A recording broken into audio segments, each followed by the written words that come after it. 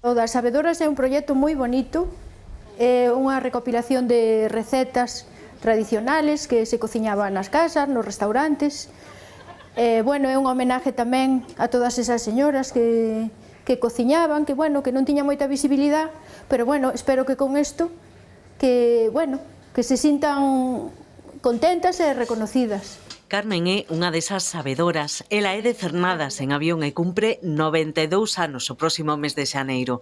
Di que esquece algunhas cousas, pero non semella que as receitas sexan unha delas. Hoxe prepara unha desas sobremesas de toda a vida, as tostas de viño. Botas o viño nunha potiña con azúcar e férvese.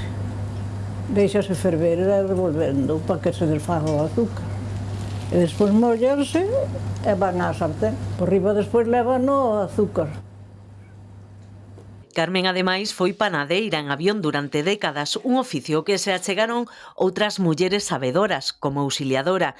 Ela foi mestra, enfermeira, e malia non adicarse a elo, esta veciña de Cea, que pasa xa dos 90 anos, contanos os segredos do seu pan, os que xa lle contaba a súa tía. O oficio do pan, eu non era panadeira, pero eu viñamos moito unha tía que era solteira, que quedou na casa dos abuelos, e cocía, e a min, como me gustaba, e me deixaba andar un pouco coa masa, pois eu dáballe todo, encantábame. Leva moito tempo facelo. Se che digo, hasta que viñeron as amasadoras, ten moito para atrás, moito traballo para atrás. Consérvase ben, e despois xa a materia prima é moi boa. O de Amparo é un dos 60 restaurantes do Carballiño e a comarca do Ribeiro que participan no proxecto, engadindo as receitas tradicionais destas cociñeiras sabedoras ás súas cartas. Nese grupo están tamén María, do restaurante Fuchela, con 3 xeracións de polbeiras ás súas costas, as mesmas que leva a familia Cerviño con María Xosé á fronte ata aí ben pouco, elaborando sempre do mesmo xeito as canas máis famosas do Carballiño.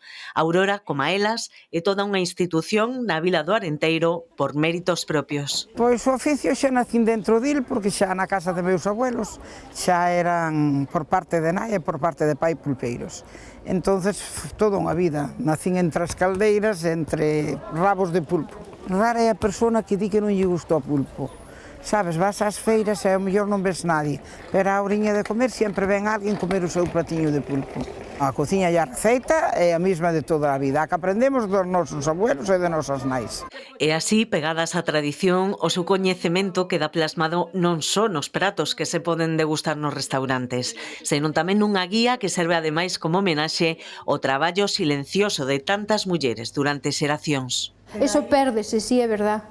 E as recetas, non están escritas. Eso é un boca a boca, un de nais a fillas. Entón, lógicamente, pérdese. O cambiou a maneira de cociñar. Entón, sí que é interesante e importante que se conserven, para que non se perda todo eso, lógicamente. O mismo que se intenta restaurar un pazo ou que se intenta un hórreo que se conserven, pois penso que o da cociña pois tamén é moi importante. Porque sabedoras realmente hainas prácticamente en todas as casas, sí, eso sí é verdad.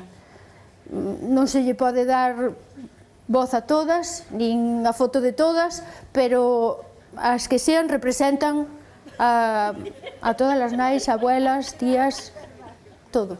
A idea é que o proxecto siga medrando cunha nova guía e con máis restaurantes e mulleres dispostas a compartir a súa sabedoría. Un legado que permaneza na memoria e no padal con cada bocado.